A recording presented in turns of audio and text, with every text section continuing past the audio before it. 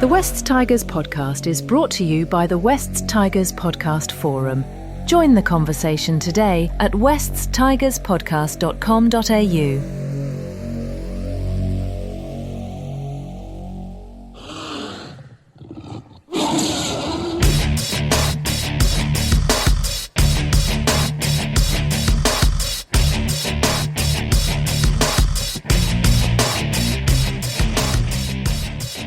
West Tigers Podcast, episode 475, another edition back in the pod. Great to have everyone listening again.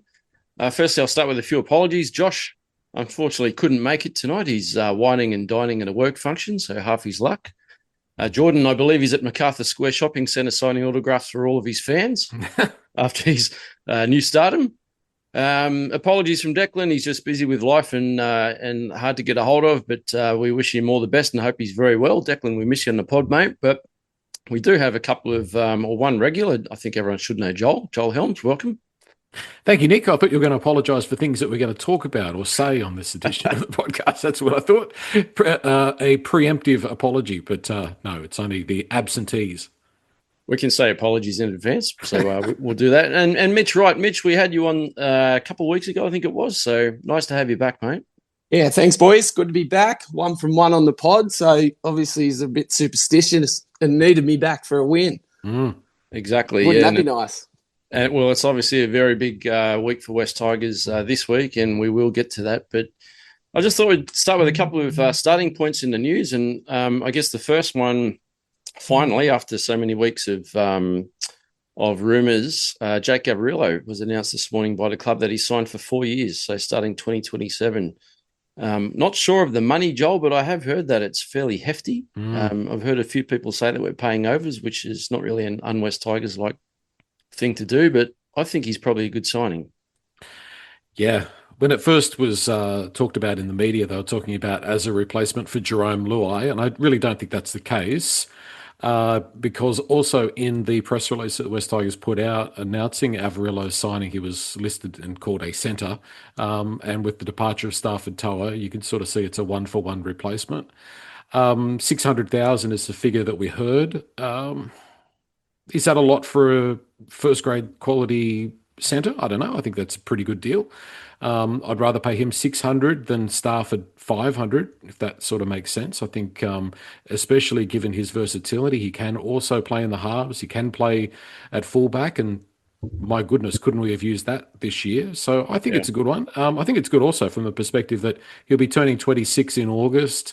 He's played 130 first-grade games. I mean, that's the sort of addition that we want into our backline. We just have to keep everything crossed that he remains injury-free, because he has had a few injuries through his career, but otherwise I think it's the right move. Did I hear or read something that he's coming back in Queensland Cup this weekend? I'm not sure if I heard correctly. I haven't heard that myself. I know he's been out for a little while, but as long as he's fit and ready to go for 2027, I don't really care. But Mitch, the thing that I like about Jake, and I haven't seen a great deal, right? Like, I don't have a lot of time in my life, unfortunately, with 3 kids to sit down and watch every NRL game, but I do know about him, and I know he's a pretty classy outside back who has played, as Joel mentioned, in halves. I think he can fill in at fullback and wing as well, so that's very handy, and that's something that we could definitely do with a little bit more depth to cover our backs. What's your take on Jake? Because when I look at his profile, right? So I had a quick look on the Dolphins website. 25 years old, nearly 26, as Joel mentioned. Stafford's 26, so I'm doing a little comparison here. 183 centimetres is Jake compared to 180 for Stafford, so not too much height-wise. And I guess weight-wise, not too much difference either. 92 kilos is his official playing weight for Jake Averillo compared to 96 for Stafford. So I know Stafford's a very robust outside back or winger, what we've seen in the last couple of weeks anyway, who's been very hot and cold. Jake, with his ability to cover multiple positions across the backs, can you see it being a good fit? Because I'm kind of getting more excited the more I think about it. Yeah, I think with Jake, like you said, he'll cover fullback, I think, before Taruva would cover fullback. So I think that's another good thing if Buller gets injured, or let's hope he goes to higher honours down the track. I think the contract, like you guys said, you guys heard 600. I've heard the higher end of 600, but you just don't know the ins and outs of the contract. Could it go up with the salary cap, or is that locked in over that period and we sort of still have more money to pay other players down the track? So I can see it as a positive. His speed is the one thing I had written down for him. He's fast. Like excuse me, like Joel said, he's 25 years of age. He's just hitting his prime years, 130 odd games. He's come from the Bulldogs, a big club, and been up there, I think, under Wayne, and like with the guys that he's got now, I think that experience can be really good for us going forward. I think the other thing we need to take into consideration is that 600,000 is not what it used to be, because you've got PNG significantly inflating the market. You've got WA, which is desperately trying to sign anybody that they can. I mean, did you see those reports about the immediate impact that Maverick Geyer is going to have? I mean, come on. But speaking of money, I'm just drawing up a little note here to send Lee an invoice for the free advertising, Nick, that you got going for. Oh, yeah. You Lee, just reminded me. Tell us. Let me take care of that. I came prepared for those people listening on audio only. I've just put some gaffer tape over the Bryden's. I won't say the rest of the company name, but you should know what I'm talking about. Yeah, apologies. It's normally Josh is giving them the free plug. He must, yeah. He must be on the payroll. But yeah, I think I'm more than happy with Stafford to fare well. I think, and it's a little bit unfair to say this, but I've read it on the socials, but a few people are sort of saying, well, Stafford's played well the last 2 weeks, but he always seems to play well when there's a contract, when contract time is up. And that's a little bit, unfair on him, I know, but he has coincidentally played his best 2 games just before the signing with Manly was announced. A good player on his day, of course, but if we can have Averillo with a bit more utility value, a little bit more consistency, and fingers crossed a little bit more robust when it comes to his body, then I think it's a good deal. That's the frustrating thing with Stafford, is I've always loved him, and I don't think any West Tigers fan will forget that that night out at Leichhardt Oval where we smashed the Cowboys, and he absolutely dominated Valentine Holmes. I actually saw, after it was announced that he was going to Manly, I saw a highlights package on Instagram from that night at Leichhardt, and I'd forgotten how dominant he was. I knew that he well and truly got on top of Valentine, but to actually see it back and have those sort of memories refreshened, really, really good player. And I've said it before on the pod, when he's at his best, I think he's one of the best centers in the game. But the sad thing is he's been so inconsistent, we just haven't seen it enough. So we've never got that value, unfortunately. Yeah, I agree. Sorry, Joel. I feel that we might be actually in front of the 8 ball here finally with one that's leaving. We're not, I think with his injuries in the last 18 months, he's been in and out of the side. We don't know if he's fit, but like you say, like he seems to be rocks or diamonds. I'm hoping that when Averillo comes in, we just get that consistency in the back line, that we can just plug them in week to week, and we move forward from there. I would say, and I do, go on about it, strengthening weaknesses, and I'm really glad that we're getting to the point as a squad where we're able to strategically strengthen weaknesses that are identified, and I think that was one right centre. Interestingly, he'll be going to Manly, and Ruben Garrick is going to Dragons, so they're doing a little bit of a swap around. But I did read a Manly fan saying, how on earth are we ever going to win a premiership if we just keep buying West Tigers players? You'd be going the other way. But if I look at the recruitment for 2027 now, well, I think the only thing that we really need to target is another prop, personally, especially with Royce moving on. I think Lanyon becomes and you've got Haywood in the pipeline as well as Appy backups next year. So I think one more prop is sort of where our attention should fall. I'd love to get Spencer Leniu from the Roosters, but I heard today, I don't know if it's true, but someone in the office told me that he was going to Parramatta. Yeah, it's been reported that they've had some talks, so it is a potential. The Roosters, though, apparently haven't given him a permission slip to go negotiating, but I think they've given him the nod and the wink. But I think he'd be ideal. He would be fantastic. But yeah, they don't fall from the trees, and especially coming back to that whole WA coming in, PNG, they're going to be hard to find, and it doesn't seem like we've got one in the pipeline coming through from the youngsters, and props take a little while to mature, as we know. But if I could wave that magic wand and get a really top class front row into the club, I think we'd be looking even better for next year.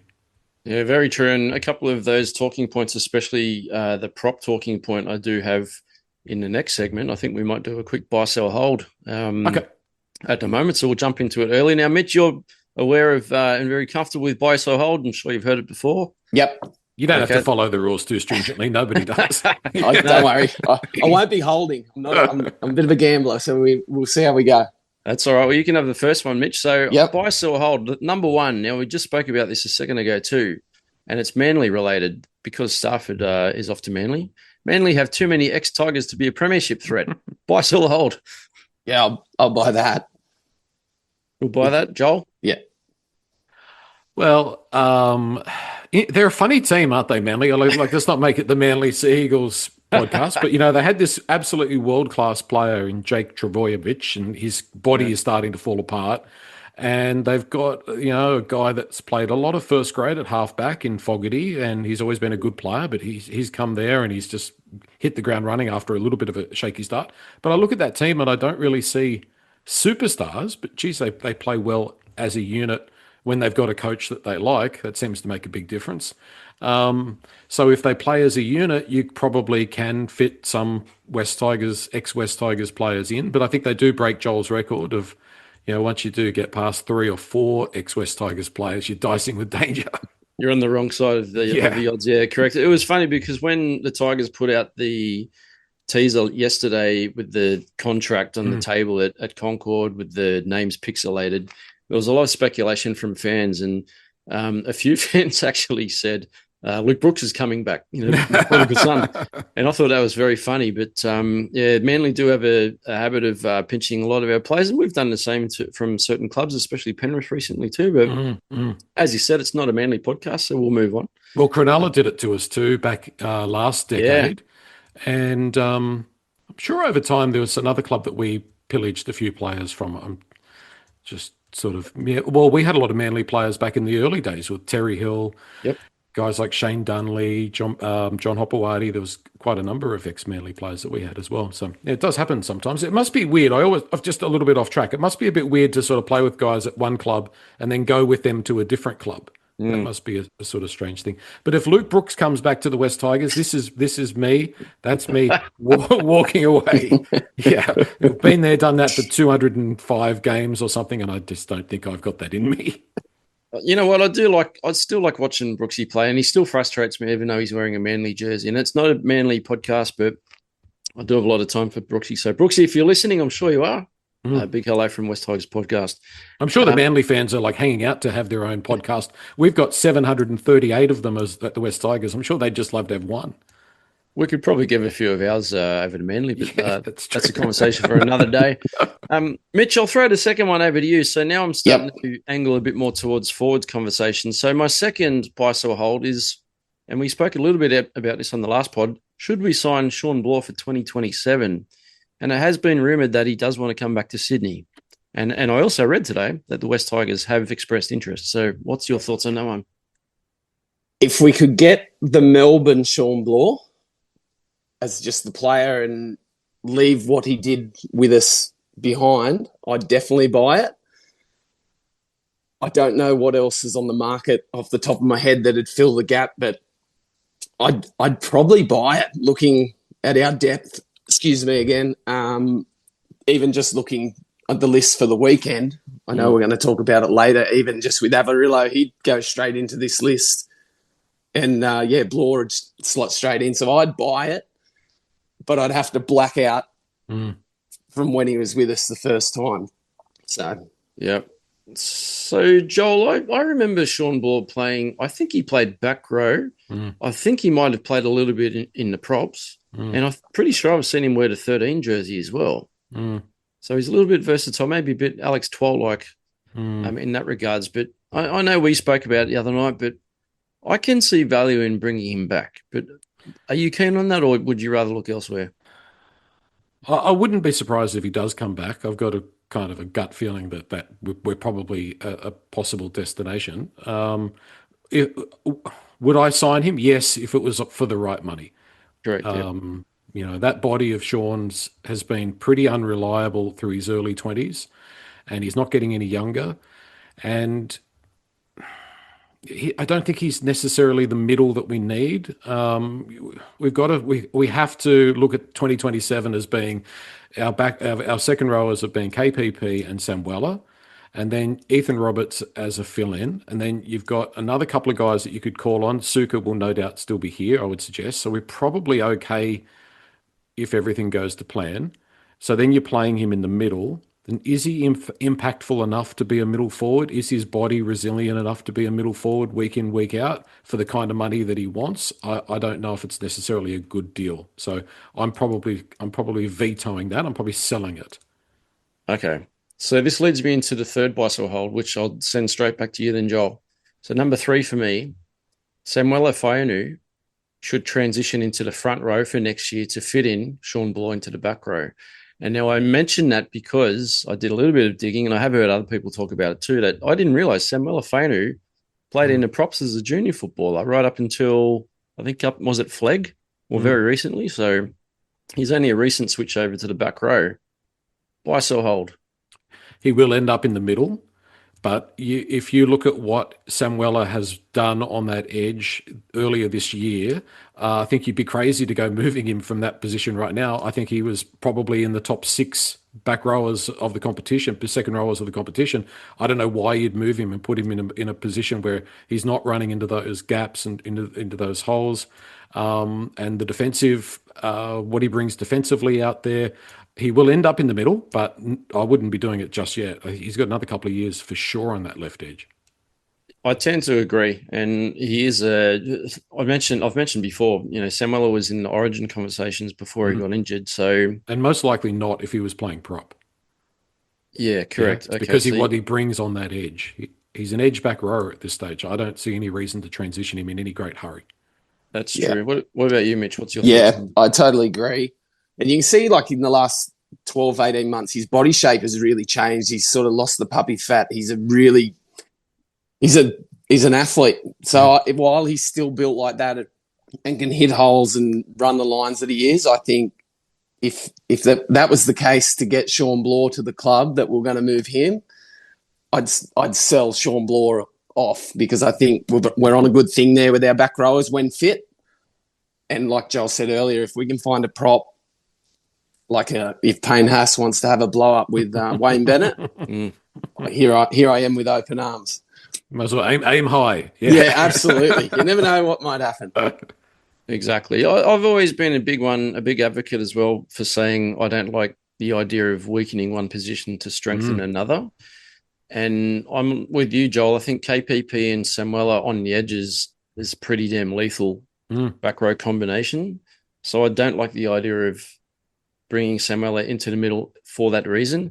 However, I'm very curious, because I just wonder, and I'd love to see it, I wonder whether Samuela, and he probably will, you're probably right, he probably will transition into the middle at some point, but I just wonder whether he could become like a Payne Haas type forward with his athleticism as well. I know he's only 22, 194 centimetres, and I've stood next to him. He's a big boy, 109 kilos. Maybe he's got a little bit of room there to fill out too, but his athleticism for a back row is pretty impressive. But I'm curious to see how he'd go in the middle if he had to punch out some meters. Well, if he starts to get burned by centres and by pace, then you start to think about that. But that's certainly not the case.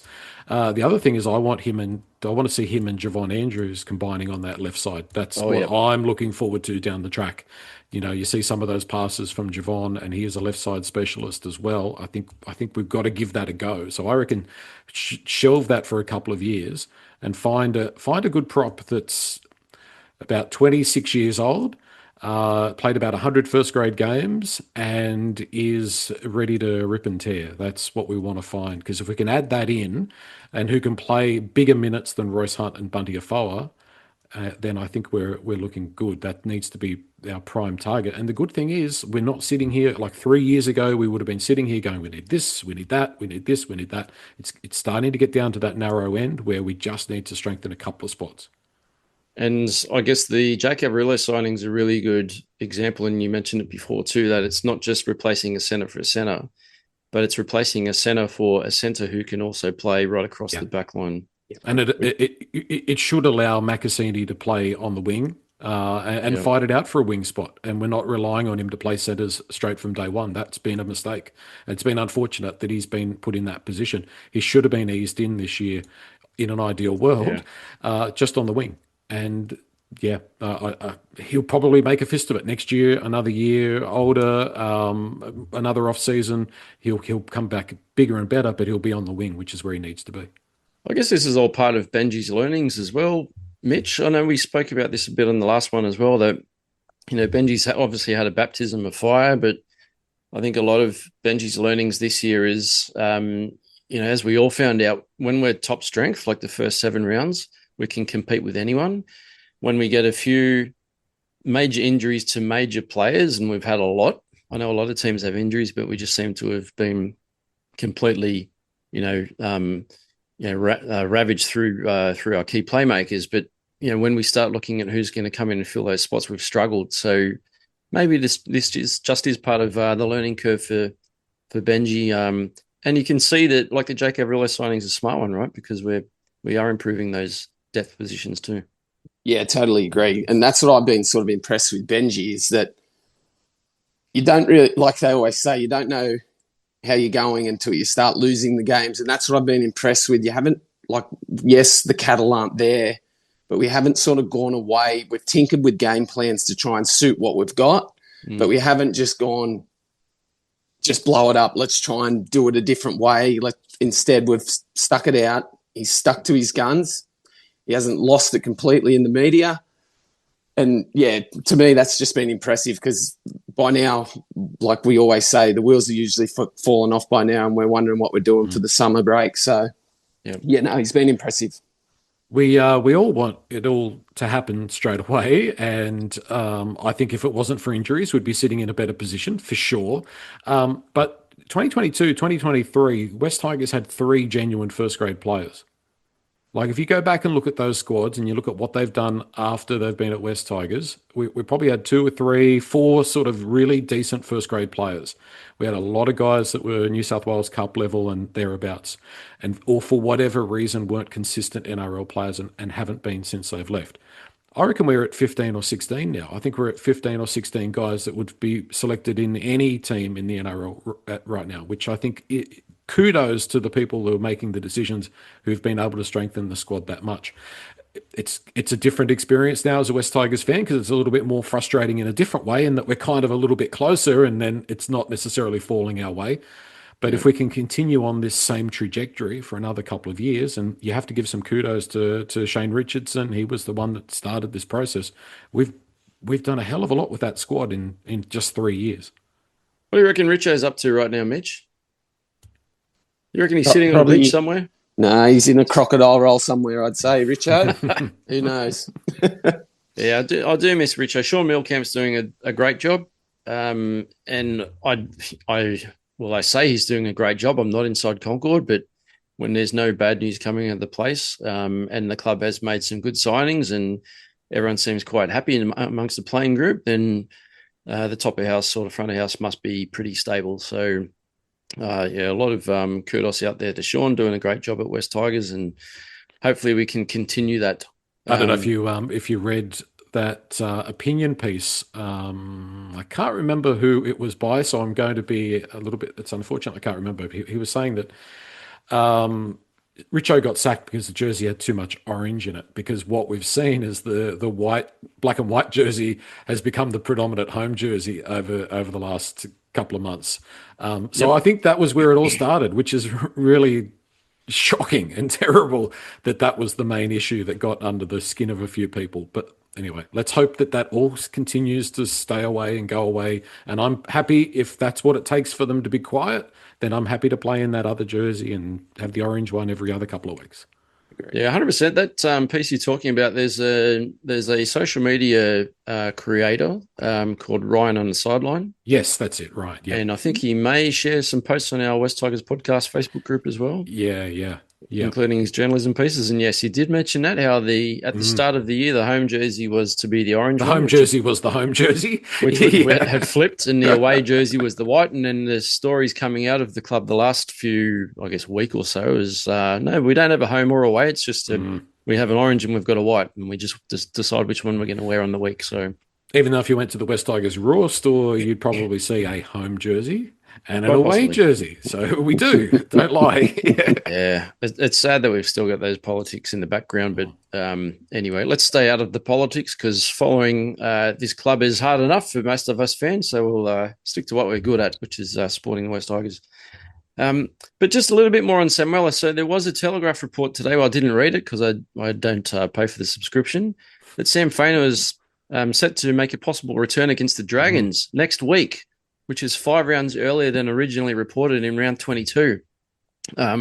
Mitch, if that's true, I can't believe that he's back 5 weeks early, because, when he injured that foot, it was reported that it was, pretty serious, and I think he had surgery. And even round 22, when it happened in round 9, I think it was, against the Sharks, was such a long way away, and you think that's the end of the season for him, basically, and then you think how much that's going to impact the side. But to potentially get him back next week is massive.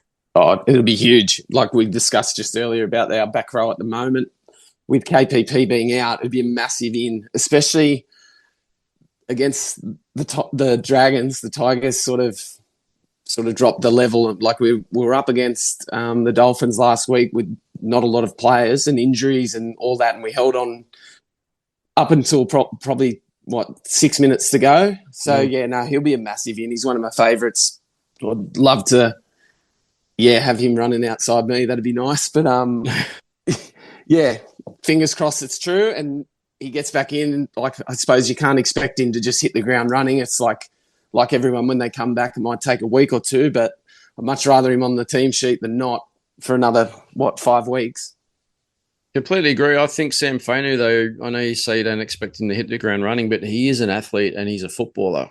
Yeah. So I actually expect to see him come back and getting his arms loose and throwing those passes when he's all wrapped up and no one's expecting the ball to come out the back. And I think he will come back into some good form. And like you were saying, Joel, he's one of our players that is a genuine first grader, even at the age of 22. And I think he's a player that can make an immediate difference in our club.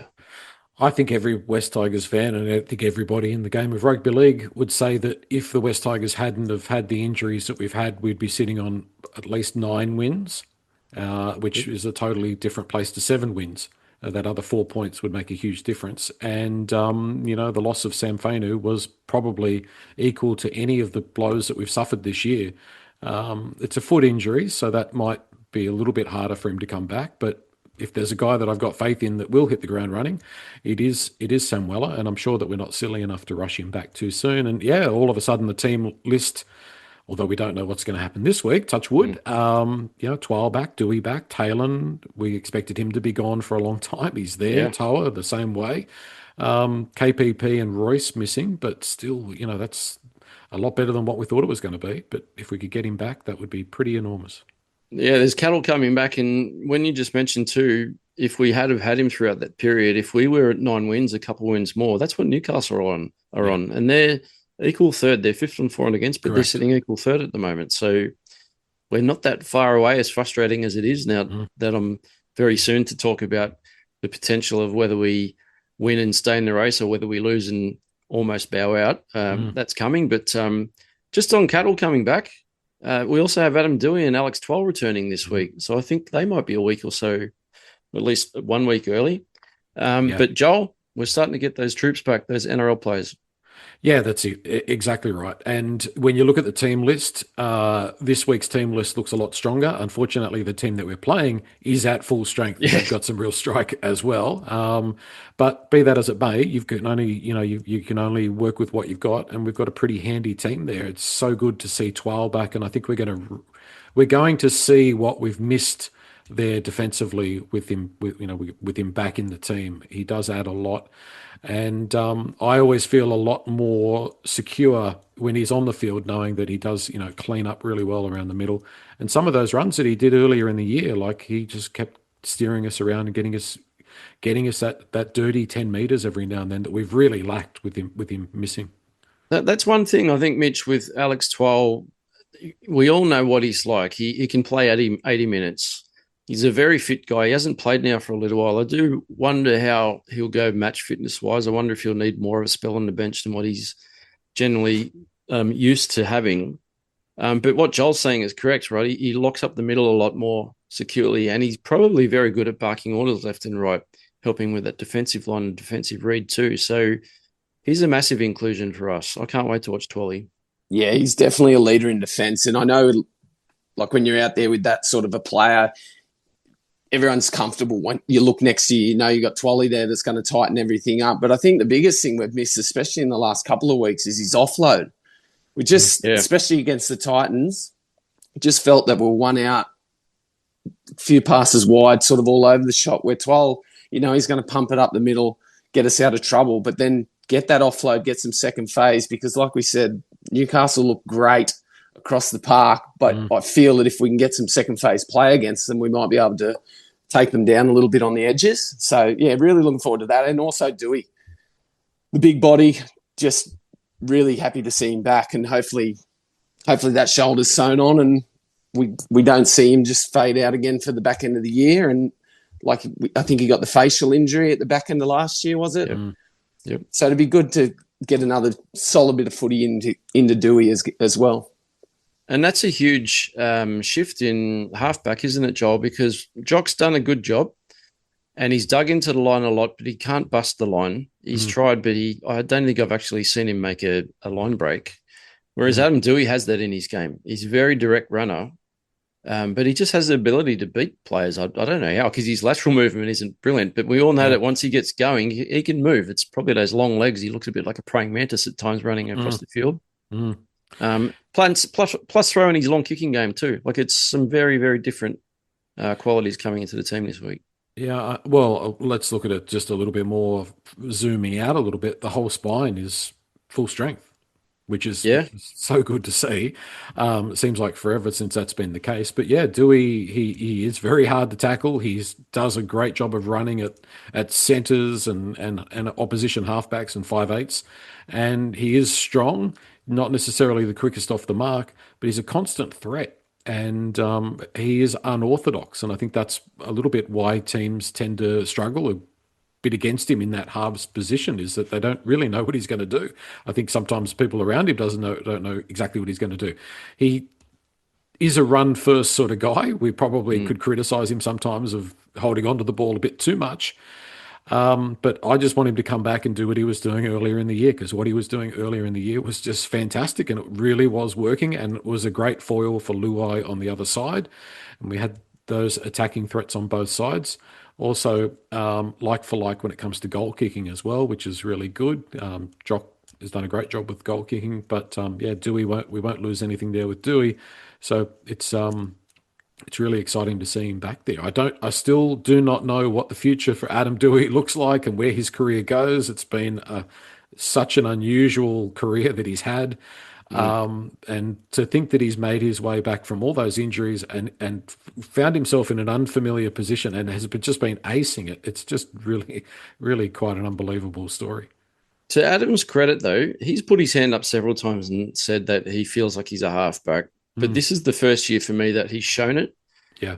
Now, Mitch, the thing that I like too is we saw earlier in the year when Dewey and Luai were both in the halves that I feel it freed up Jerome Luai, especially the way Adam was playing. As we know, he runs very direct and he does crab across the field a little bit, but he can straighten up and hit a hole, and he can get the offload away too if he doesn't break the line. Yeah, and I feel like that style of play complements Jerome a bit.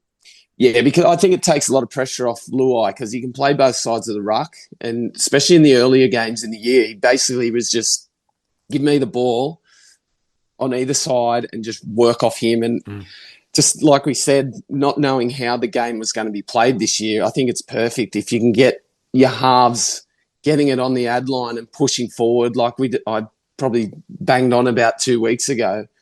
It's a flow-on effect. Everyone just sort of gets going, and that momentum's so hard to stop. So I know it's going to be tough on Sunday afternoon, but having him there, I'm very happy to see him back. So am I. I hope he can get through the game. I hope all of our players can get through the game unscathed. I think we're all sick of seeing injuries, especially significant ones. So can you imagine if we can get through the next 10, 11 weeks injury-free and we get Samuela back potentially next week? I'm about to flip what I was fearing last week in regards to our finals hopes. I'm about to go into this, but I have a feeling that if we can beat Newcastle, I think it's game on. Yeah, ask me at 6 o'clock on Sunday. It's going to be a long 2 hours, Joel, but we will get into the game preview against the Knights. So Sunday, 4:05. I assume you guys aren't going up. Mitch, I know it'd be a bit of a hike. A bit of a hike up the highway. Yeah, bit of a hike up there. Yep, fair enough. No, I won't be there either because my son has footy at 1 o'clock out at Box Hill, so I've got a bit of travelling around Sydney to do. But the closest I'll be going is on Tuesday next week. I'll be on the XPT that stops at Broadmeadow.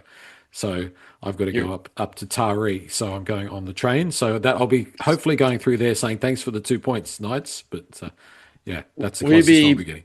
Putting the window down in the XPT, waving a West Tigers flag as you go past those lovely regional areas up there?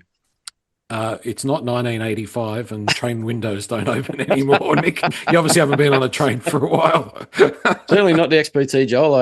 I'm more of a red rattler kind of guy, but enjoy that trip.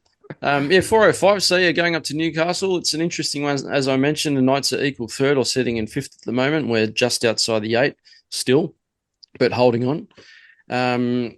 So we're on 18 points. So I think we're 2 points behind 8th at the moment. Newcastle don't have to win, but I think there's a few teams that are bunched up in the middle there that are sitting on the heels too. So we have to. They will want to win and we have to win. Yeah, correct. So it's going to be a very, very interesting afternoon.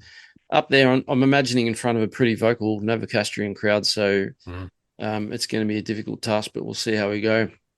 When you look at the head-to-heads, it's fairly even, to be honest. 41 matches played all up. Newcastle are just in front, 22-19. Although the Tigers have won the last 2, Mitch. So I don't know how much that means to you, but we beat them earlier in the season. When I had a quick look at the team lists a little bit early, just to freshen my memory from that match in April, Newcastle did have a few out, including Kalen Ponga, who's back this week. Yeah, Kalen scares me. They've actually got a very good team on paper. I had a little flick through as well as when we played them, and we actually blew them away. We had the little lapse late to let the scoreboard get back a little bit. But I think Taruva got a hat-trick that day as well. I think that was before we had a lot of injuries too. Yeah, yep. What I think, it scares me in attack with them, with Ponga and all that, but I think we can pick apart Dom Young. I think if our forwards can hold, I think Dom Young's their weakness in defence. So that'll be Skelton, I'm guessing, on that left-hand side. Yep. So I'm trying to be positive and find a weakness here, but that's where I'd be going. I remember KPP had a blinder against the back rowers, but obviously he's not there and Samuela's not there. So, yeah, I think Dewey's running game is going to be massive for us. And fingers crossed, down that left edge, we can pick them apart. And I was having a little look because everyone's saying how good the Knights are going and how poorly we're going. But I've got written here fake form. The Knights have won 4 of their last 5. They had a loss against the Storm, who they put a cricket score on us. That's fine. We won't worry about that. But they played the Dragons twice and won. They've beat the Eels and the Titans in the last 5 weeks. And so they could have lost to the Dragons last week if Holmes had kicked those 2 goals. Yeah. So I'm hanging on, and for Tigers fans, this is what we've got to look at. We've got to look at the glass half empty, half full. Half full. Yeah, I'm the half empty guy. You're the half full guy. Yeah, that's right. I'm the half full guy. So that's what I'm sort of going at. That maybe they're not going quite as good as they think or what everyone else thinks, and maybe we're not going as bad as we think. So fingers crossed. I'm not as confident as I was against the Titans by the end of the pod, but I've found a little bit of light there at the end of the tunnel. Yeah, Joel, I know you mentioned there's a few ins and Newcastle back to full strength. So they do have Kalen Ponga, as we've mentioned, Dylan Lucas, Jermaine McEwen, Lachlan Crouch coming back in. But yeah, Kalen Ponga is obviously the X factor for me. You never know what he's going to be like. I hope he has a shocker.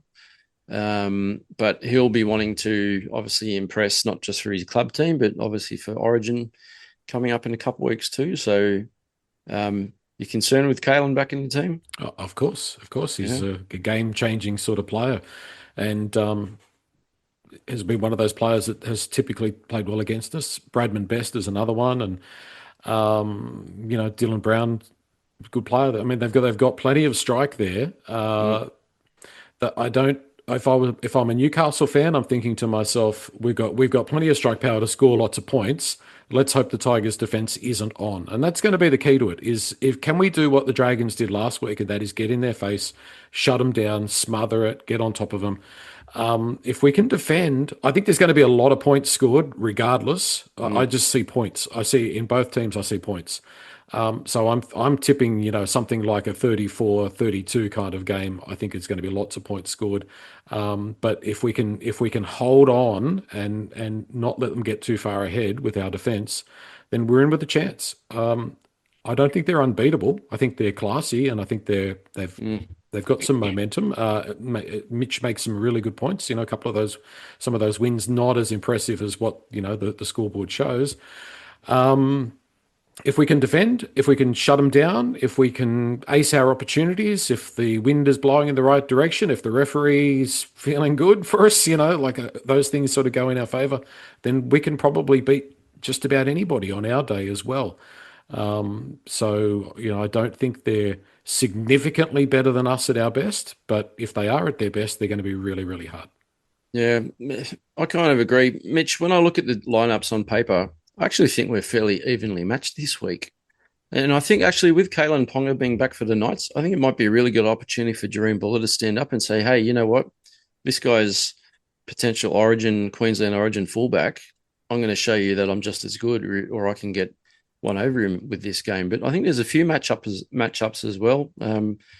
Joel just mentioned as well Bradman Best in the centres. I mean, Taylor May, I think he's as good as Bradman Best. I know Bradman Best is pretty damaging as a big, very strong runner of the ball, but we know what Taylor May's like. He's a strong runner, plus he's classy too.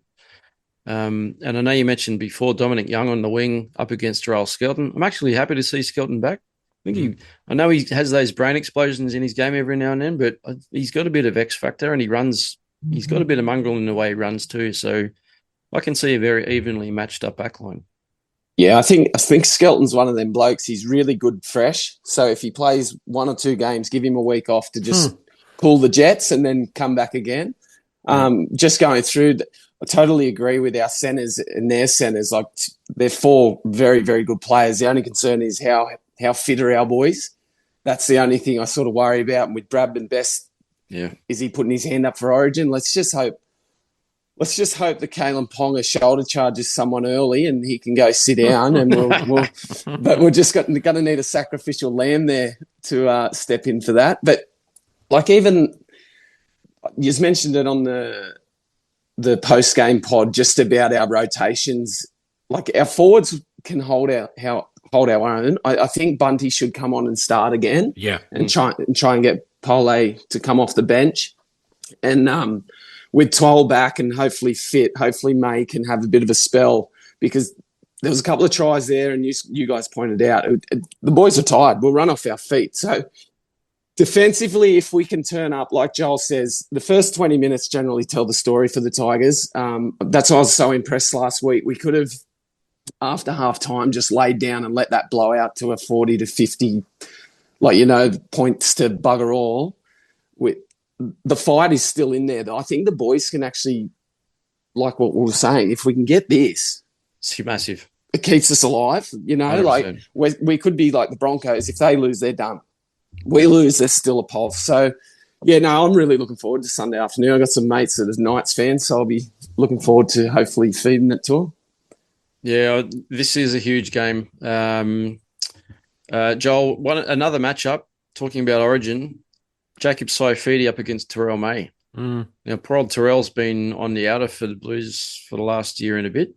Probably feels like he was hard done by last year. And I guess there's a lot of West Tigers fans, especially, that know that he's probably been hard done by this year. And maybe he's not on Laurie Daly's Christmas list, but good chance for Terrell to stand up this week too. Yeah, which means he needs to just tuck that ball under his arm, and he needs to just be concentrating on making lots of meters and getting us downfield. Put we don't necessarily need an offload every play, Terrell, but I'm a broken record about that. But yeah, fantastic player. And if we can start with Bunty, I think we can hold our own in the forwards. We're at full strength from 1 to 7. I think we are in with a chance. I think a lot of it depends on the bounce of the ball, injuries, that sort of stuff. But also cutting down and not giving them space and time, and good line speed is going to be very much required. I like Skelton and Taruva on the wings. I like our centres. Everybody was saying when we were at full strength earlier in the season that we're heading for the finals. I mean, maybe we're underestimating our boys a little bit here. Albeit that it's going to be a really tough game. It will be a very tough game. It's going to be, I think it could be close to the match of the round, especially looking at the matchup. But as it happens on the pod, I'm getting more excited the more we talk about it. So I'm glad Josh isn't on, because he'd probably have us winning by 50 to 16 or 18 or something stupid. So it's the start of our run, apparently. A bit worried about Josh. Wasn't last week meant to be the start of our run? But he's getting a bit delirious in his old age. But anyway, he's fallen short of we're going to win 5 in a row. Because that is, for want of a better term, a bridge too far. It might be a bridge too far. How long has it been since West Tigers have won 5 games in a row?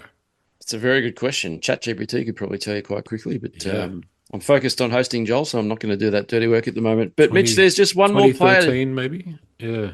Possibly, somewhere around there, possibly. There's one more player I want to mention that's back into the squad this week is Latu Fainu. After getting plenty of time in Cup last week and copping a nasty heel full of studs in the face, he's been named on the bench. And I wonder if Benji's just thought, you know what, after last week with Jock, and we struggled to cover that, maybe I need to get him back. Yeah, and I think with Dewey coming back as well, like he may not get on the field. Like looking at the balance there with Lanyon, maybe to just relieve Appy for 15, 20 minutes.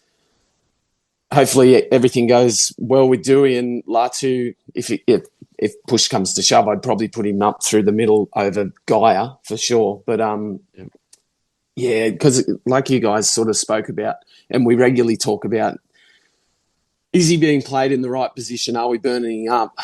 It's sort of one of those things. He goes back to Cup and plays. Well, I didn't catch the Cup, but obviously they played pretty well. They flogged the team that they played, but I kind of hope he comes on in the middle again, because that means that we're holding him pretty well through the middle, and we've sort of need his leg speed to just sort of push up around the ruck. But yeah, it's good to see him back up there, I guess. It's sort of one of those things that it's so hard to see with the bench how they're going to use it. Why are they actually there? How are the boys feeling? So we'll wait and see, I guess. The bench is just, like Laurie Daly would have sorted out last week, pretty hard to run. I think their bench compared to our benches, I don't think either cancels the other out so much. I don't think one's better than the other. I think they're both okay. According to Google, the last time West Tigers won 5 in a row was in 2005. We won 6 in a row in 2009, but 4 in a row in 2010, and of course 3 in a row was earlier in the year, was the last time we did that. So 5 in a row is something that is very foreign to West Tigers. 2005, long time ago. We got to 8 in a row that year before we lost our last 2 regular rounds of the normal season. And then obviously the 4 straight wins in the finals to finish off a magical back half of that year. Which none of us will ever forget. If you were born, I was only in nappies. I'm not sure about that, Joel, but good try. Before we get into score predictions, I won't get too much into this, but we have 11 rounds left. We've got 10 games. Of those 10 games, we play 7 away games. Can you believe it? We've only 3 home games. Obviously, that's lots of opportunity to see the orange jersey. The away jersey. Yeah, should get a good go. So it's going to be very interesting, because I know what Josh said, that he's quite confident we're going on a finals charge, but it must start this week. And what Benji actually said in the press conference a couple of days ago is very true. He said we need to start racking up some wins in a row, which is what we need to do. We can't just go win, loss, because that is going to put too much pressure on us, especially the last couple of weeks. So if we can get one over the Knights, and that's a big if, it's going to be a hard game, we follow up with the Dragons away, the Warriors at home, and then the Dogs away. So there's a couple of winnable games. I'm not going to say dead certainties because we're never a dead certainty, but there's a glimmer of hope, Joel. Well, if you want to talk about culture and you want to talk about a changed culture, here's a perfect opportunity to put it to the test. We're going to be desperate. Every week is basically a grand final. And this is where we show our mettle. This is where we show how much we actually want it. Just about any team can start the season with a couple of early wins against some underdone teams and look like world beaters. Hell, that's the West Tigers way, isn't it? It's when we get to July and August and the whips start cracking and you're playing for your future, then we see what the medal is. And let's hope this is something that I'm being pessimistic about, because we've seen it so many times before. We've got to this point. We just haven't been able to go with them. Maybe it's different this year. Maybe it's not. Again, ask me at 6 o'clock on Sunday. My background will either be the West Tigers studio or it will be the tropical island, because we're starting to think about our holidays. Well, I hope it's the West Tigers background, Joel, because when I look at the games remaining, it is becoming fewer and fewer, as is your equation that you hold up most evenings. So, well, that's only to get to 30 points. And I don't think 30 is going to be enough anyway. It's going to be at least 32. Possibly not, but it's going to be very interesting to see what happens with other teams in and around the 8 as well. So someone's possibly going to drop out, and I know Melbourne's sniffing around underneath us trying to do their best to get back up into that 8 too. So very, very interesting to see how the next 10 or 11 weeks plays out. Mitch, what's your score prediction? Why are we going to win and by how many? Oh, I always tip us. So we're going to win. We are going to win 28-22.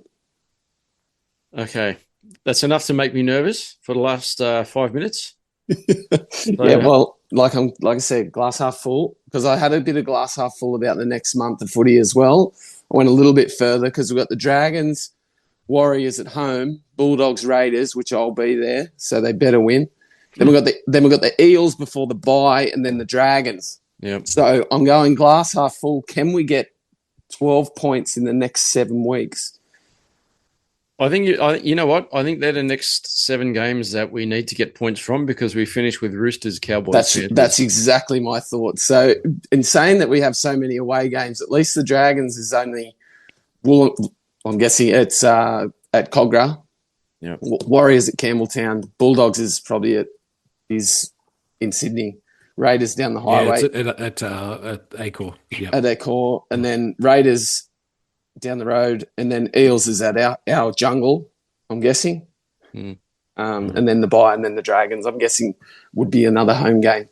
So, yeah, I'm still this weekend. Let's just get through this weekend and get the chockies, and then we dare to dream again.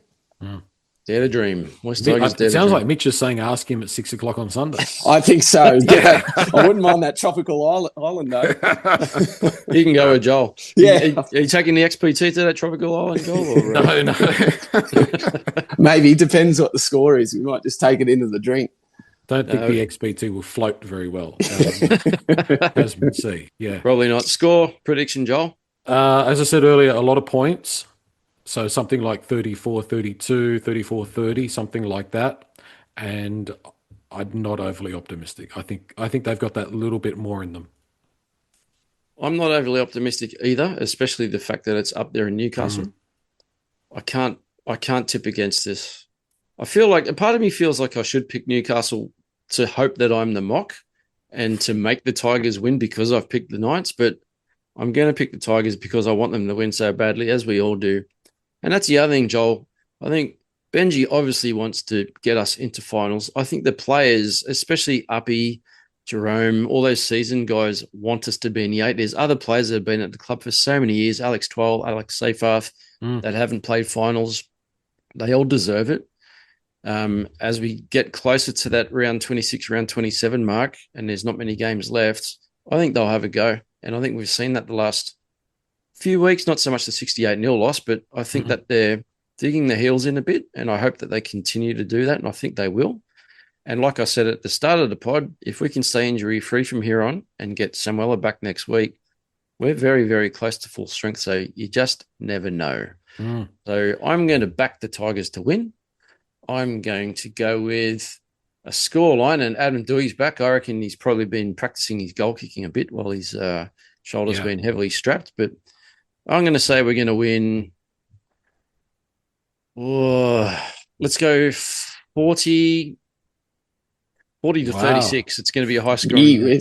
I think it's meant to be wet, I think, Sunday as well. Is it? So, yeah. Okay, make that 20 to 16. I've just brought it back down. You know that optimism that you've got at the moment, Nick? Can you hold on to that and just have a little bit at 6 o'clock on Sunday night? Okay. You know what? I'm going to make it 18-16. I think it's going to be tight. Okay. I've just come down a long, long way. So I'll hold off. So I think that'll do, boys. It's been a good pod. Joel, as you always say, if you're watching on YouTube, please like, share, subscribe, all those good things. Get over to the West Tigers Podcast Forum where you can have your say and submit your one words after our hopefully victory on Sunday evening. Hopefully we're not all ranting and raving and we've got something to celebrate. So it's been fun, boys. Thank you for joining, and up the Tigers, and talk to you soon. Thanks, guys. Good on you, boys. Thank you. See you, boys.